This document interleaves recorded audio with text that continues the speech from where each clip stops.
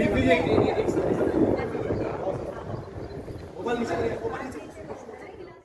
है और खासतौर पे हमारे मित्र आईएनएफ प्रेसिडेंट डॉक्टर अनंत बिरादर जी, आपने आज हमें मौका दिया, सब एक साथ हुए तो ये हमारे लिए बड़ी बात है। आपके समय का भरपूर उपयोग हम करना चाहते हैं, इसीलिए कुछ तैयारी हमने की है, कुछ आपको नए टेक्निक शेयर करना चाहते हैं। आप देखेंगे कि हमारे बीच अभी मलेशिया से, ऑस्ट्रेलिया से, सिंगापुर से, जर्मनी से जो हेल्थ केयर प्रैक्टिशनर हैं, मेडिकल डॉक्टर्स हैं, यहाँ पे हैं। तो आइडिया सिंपल ये है कि जो भी हमें पता है वो हम आप तक पहुँचाएं, जो आपको पता है वो आप तक पहुँचाएं। एक्सचेंज ऑफ नॉलेज, चाहे वो देश के अंदर हो चाहे देश के बाहर हो, इंसानियत को जिंदा रखना है और वो तभी हो सकता है जब हम जमीन से जुड़े, व्यक्ति से जुड़े, प्रतिनिधि जुड़े। तो इसी सिलसिले को आगे बढ़ाते हैं।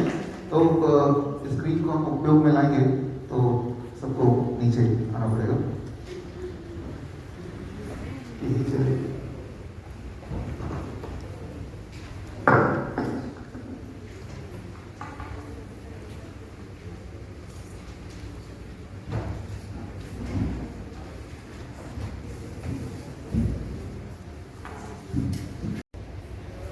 आप सब वाकिफ हैं, अभी तक जो इंसान जिस बीमारी से ग्रसित है उसी की बीमारी के साथ जीता है, उसी बीमारी के साथ मरता है।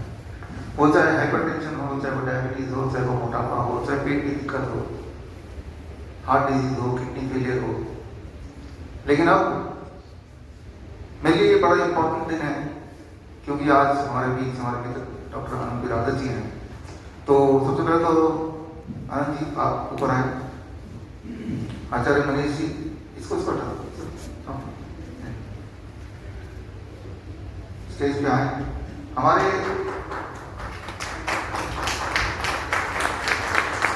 मित्र और मलेशिया के हमारे पार्टनर डॉक्टर नरजी, please come to stage. And when you go to Malaysia, in Kuala Lumpur, you will find this hospital, a big hospital named My Life Center. And along with him, his partner, Dr. Fernando from Australia, please come on.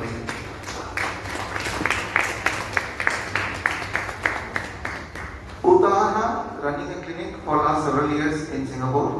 She is a German citizen. I welcome you. Come on the stage. Dr. Dawaz, ये चपाती एक बार stage पे आ जाए। और युधिष्ठिर जी आपका है, आप भी। तो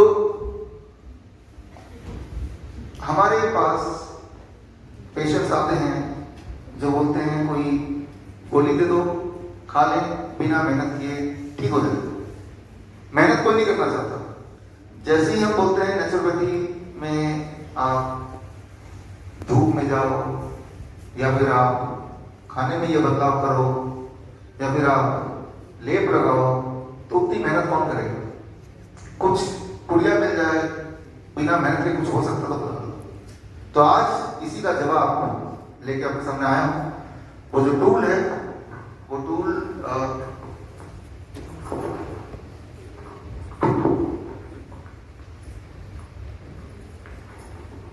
वो आपके सामने हम इनॉग्रेट सारे ऐसे ये आपके बीच इसका उद्घाटन करेंगे और ये हथियार आपको भी एक कॉपी नहीं है। तो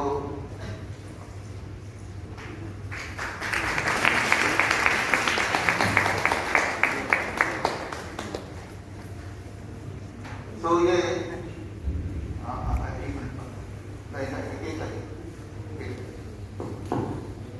तो ये रहा हथियार। वो लोग जो आलसी लोग हैं और ठीक होना चाहते हैं, उनका भी हक है ठीक होने का। आलसी लोग अगर ठीक होना है तो हथियार ये है, और इसका आप सबके बीच ये आज लॉन्चिंग है।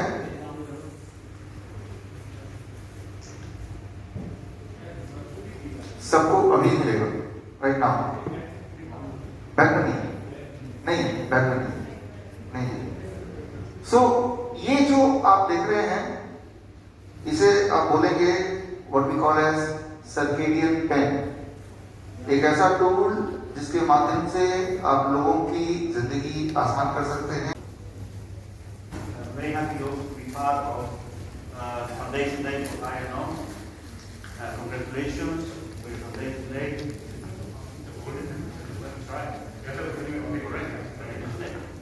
So, I would like to say that we have worked for many years in Australia, various levels. I'm talking about 40 years now. We have been fighting the good battle, and the battle of bringing the best possible therapies for patients, which they don't necessarily involve allopathic therapy, they don't involve the traditional medical programs.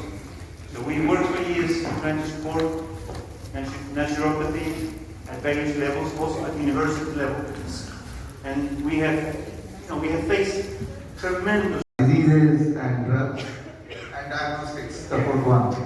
Diseases जितनी बीमारी है, जितने मतलब आप diagnostic करते हैं, we make money and then we scare and then we come. That's the second D. Stay away from diseases rather than diagnosis. Doctor, you. Doctor. The first is the doctor.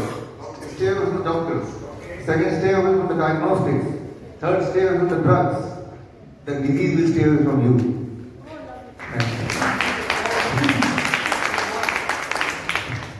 Now, as a naturopathy में भी कुछ ऐसे होना चाहिए. So you can start one new wave, the green wave in Bharat, Hindustan, right? Because 80% of हमारे लोग कहाँ हैं? गाँव में हैं, खेती बाड़ी कर रहे हैं ना, ठीक है? तो जितना green wave है, they will be more healthier. So I know to start something naturopathy, green wave, stay healthy हमेशा, खुश रहो, आजाद रहो, and be healthy. Something on that kind of things. But my Hindi is not too good. I'm just trying to give a suggestion so that we all must be happy, healthy, and living green.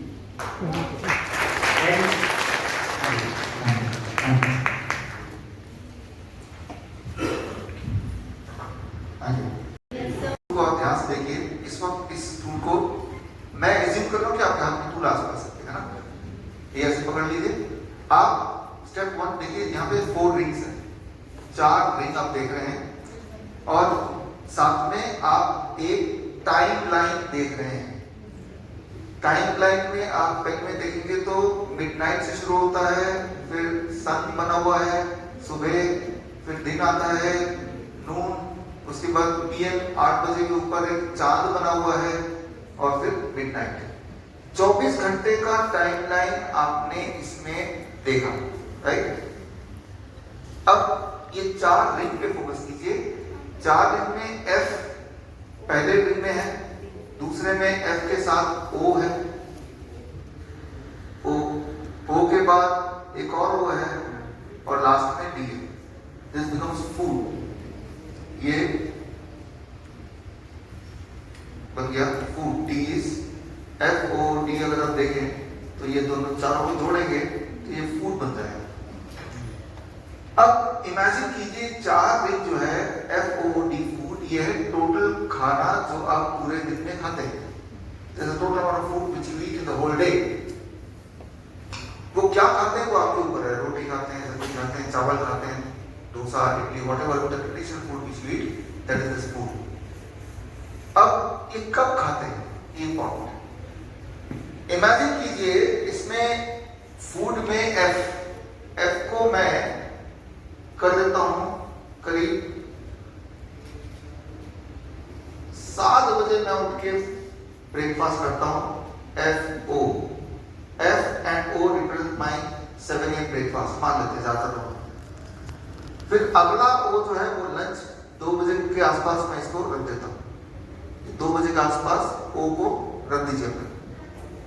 फिर करीब 9 बजे office से वापस आते हैं ज्यादातर लोग, तो डिनर, D फॉर डिनर, वो 9 बजे के आसपास करते हैं। ये है लाइफस्टाइल, राइट? हमारा पूरे दिन भर का खाना इस तरह से डिस्ट्रीब्यूटेड है, ब्रेकफास्ट, लंच, डिनर। सुबह 7 बजे से लेके रात के 9 बजे तक। क्या खा रहे हैं, कितना खा रहे हैं, उसकी बात ही नहीं कर रहे, कब खा रहे हैं उसकी बात कर रहे। यहां एक इंपॉर्टेंट नियम आपको बताना चाहता हूं, we call it time as medicine.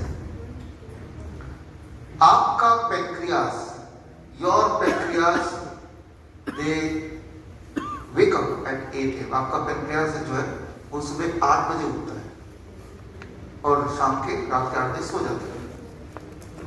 सुबह 8 बजे उठता है, शाम को 8 बजे सो जाता है। यानी कि 8 बजे से पहले जो खाना खाएंगे वो ब्लड शुगर को बढ़ाएगा, वेट करेगा उसको। रात को 8 बजे सो गया वो, अब जो खाना खाएंगे वो भी ब्लड शुगर को बढ़ाएगा। Simple, right. क्या खा रहे हैं वो इंपॉर्टेंट नहीं है, कितना खा रहे हैं वो इंपॉर्टेंट नहीं है, किस टाइम पे खा रहे हैं वो इंपॉर्टेंट है। That is the most important thing, कब आप खा रहे हैं।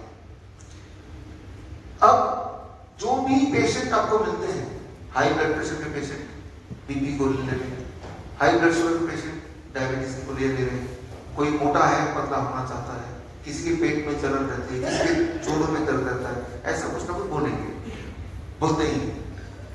पहले एक बार सुन लीजिए उसको सिर्फ इतना बोलना है, टाइम एज मेडिसिन।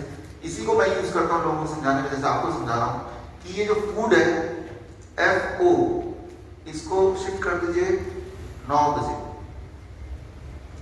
8 बजे के बाद कभी नहीं ब्रेकफास्ट, जब पेनक्रियास उठ चुका है। 8 बजे भी शिफ्ट कर सकते हैं कि ब्रेकफास्ट 8 बजे। क्या खाना है, कितना खाना है हमें नहीं पता, वो उसको पता है जो खाना चाहता है। लंच 2 बजे ठीक है। डिनर को शिफ्ट कर दिया 6 बजे। 6 बजे खाएंगे आप तो वो 8 बजे तक पेनक्रियास अपना काम करके सो जाएगा। हमने ये देखा है हमारे हॉस्पिटल में हर जगह कि पेशेंट का खाना एक नियम 8 AM to 6 PM उसको खाना है।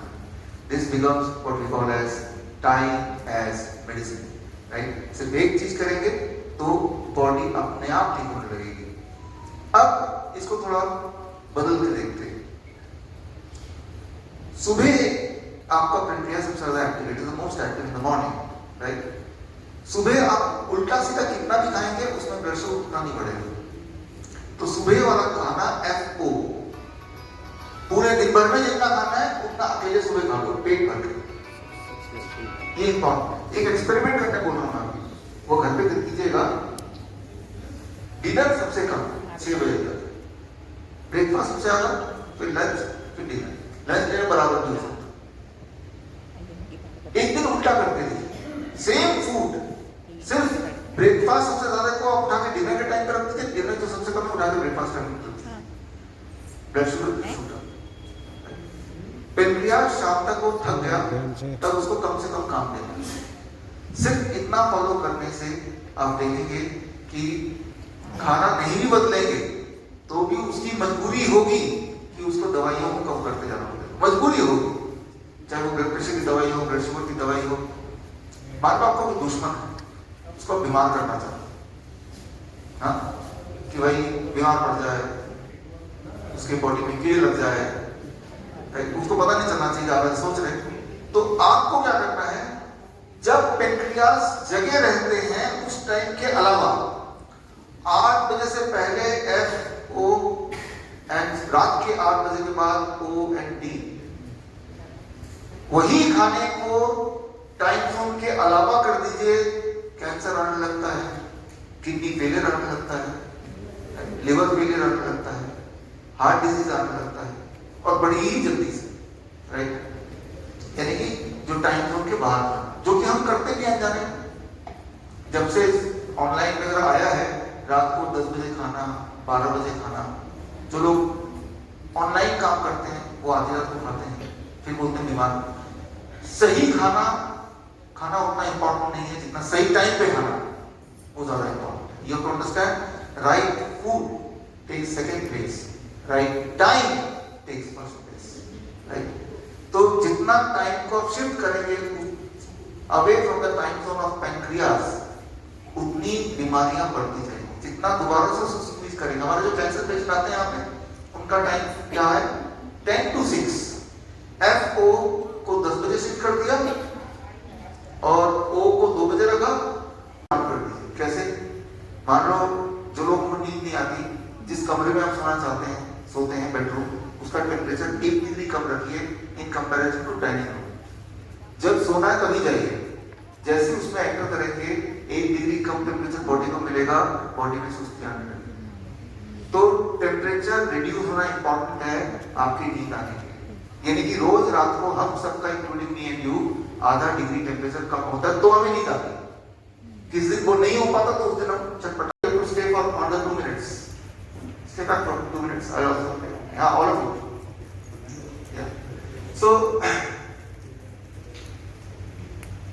DIP डाइट एक ऐसा डाइट है जो आप में से काफी लोगों को पता है कि जब DIP डाइट पे रहते हैं तो उनकी ब्लड शुगर कम होने लगती है, उनका ब्लड प्रेशर पे काम करता है, उनके मोटापे पे काम करता है। ये हमने देखा पिछले 10 साल। इसका क्लिनिकल ट्रायल आयुष मिनिस्ट्री ने किया 2018 में और उसका रिजल्ट 2020 में दिया। इसका क्लिनिकल ट्रायल नेपाल के हेल्थ मिनिस्ट्री ने किया, नेशनल हेल्थ मिनिस्ट्री, और उसका 2023 में भी नेपाल के मिनिस्ट्री से डायरेक्टर आए, जो उन्होंने 23 जुलाई को आनंद चित्रेया उन्होंने प्रेजेंट किया कि DIP डाइट कैसे प्रभावशाली रहा उनके पेशेंट के लिए। रैंडमाइज कंट्रोल ट्रायल, इसका क्लिनिकल ट्रायल मलेशिया में लिंकन यूनिवर्सिटी में हुआ। Randomize control trial doctor Narjit के फ्रेंड है डॉक्टर अजीज, तो उन्होंने तो किडनी पेशेंट भी किया, हार्ट पेशेंट भी किया, और नेपाल वालों ने डायबिटीज पे, BP में, और उन्होंने किया फॉर मोटापे में। भारत में हड्डियों पे किया।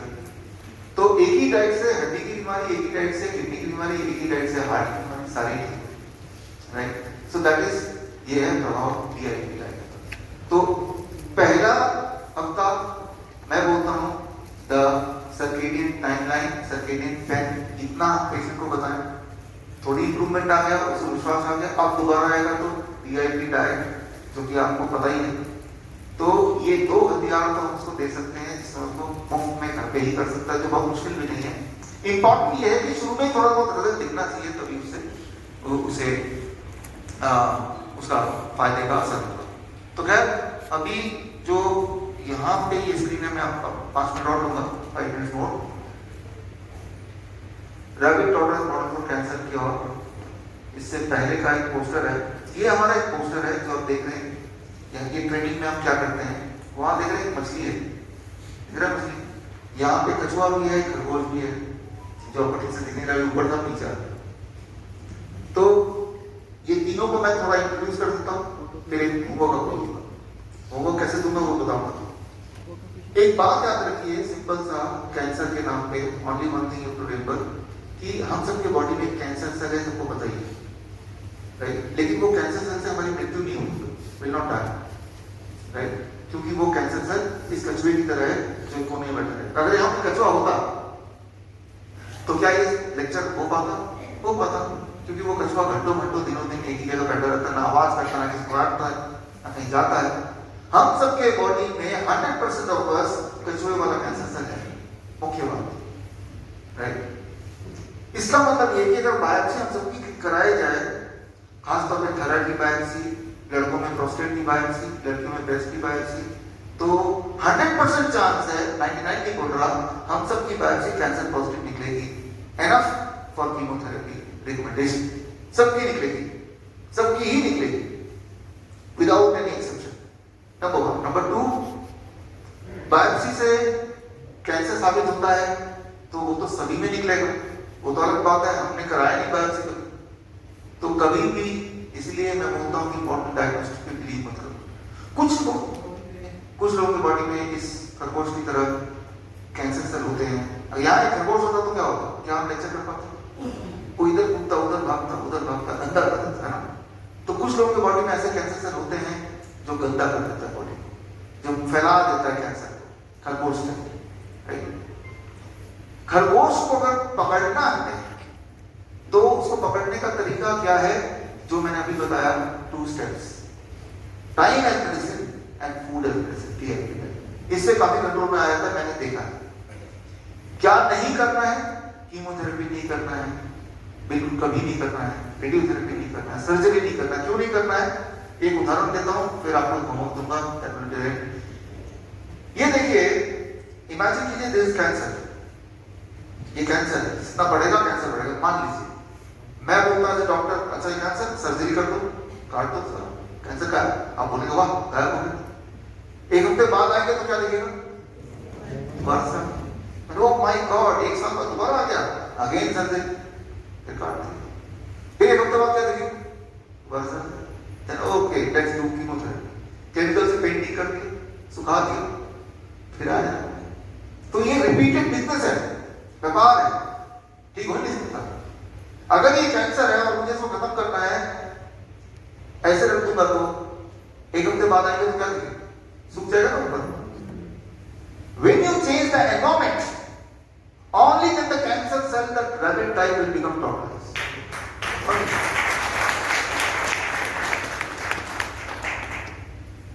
मान लो बड़े से बड़ा पेड़ है, शक्तिशाली पेड़, तभी शक्तिशाली कितना हो, अगर उसका एनवायरमेंट चेंज कर देंगे क्या वो जिंदा रह पाए? बहुत शक्तिशाली था तब भी नहीं रह पाएगा। ठीक उसी तरह से कितना भी शक्तिशाली कैंसर क्यों ना हो, जैसे उसका वातावरण बदलते हैं वो जिंदा नहीं रह सकता। It has to die from death. कैसे? जो मैंने अभी आपको सिखाया वैसे। जरूरी नहीं कि हर मुश्किल लगने वाली चीजों का सॉल्यूशन सिंपल नहीं हो सकता। सिंपल हो सकता है, सिंपल ही सॉल्यूशन होता है, सॉल्यूशन सिंपल ही होता है, लेकिन हमारा ध्यान होता है कि कुछ कॉम्प्लिकेटेड हो, बहुत बड़ी मशीन हो, तभी नहीं हो सकता। क्या वो ठीक हो?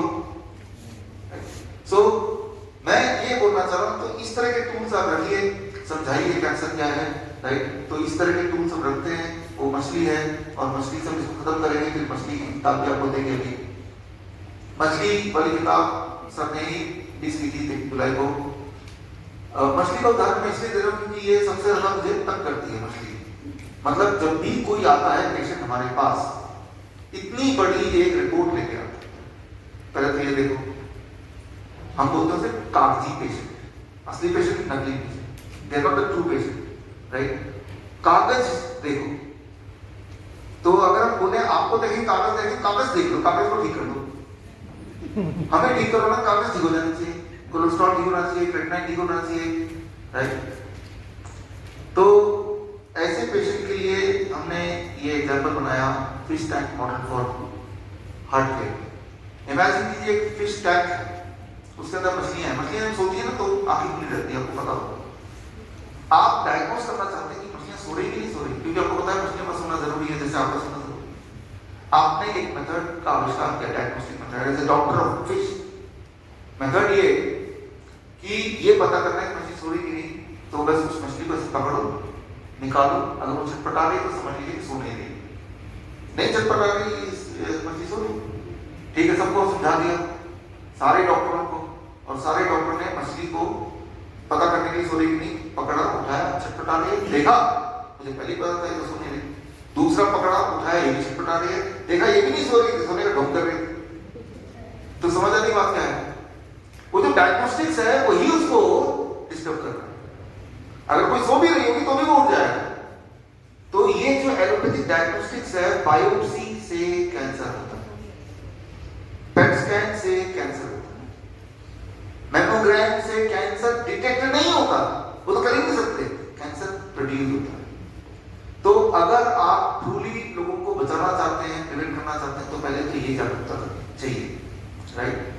तो खैर इस जागरूकता के लिए अभी आप जब यहाँ से जाएंगे तो आप सबको मेरी तरफ से, आचार्य मनीष की तरफ से, हिम्स की तरफ से ये जो किताब है fish tank model for heart care, जिसमें डायग्नोस्टिक्स के सारे जो लूप होल्स हैं, षड्यंत्र उसके पीछे का, वो इसमें दिया हुआ है।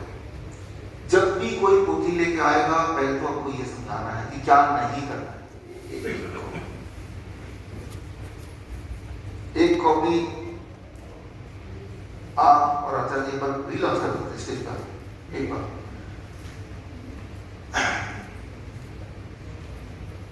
एक और तो ये आपके विटनेस में ये आपके समक्ष ये रिलॉन्च हो गया है।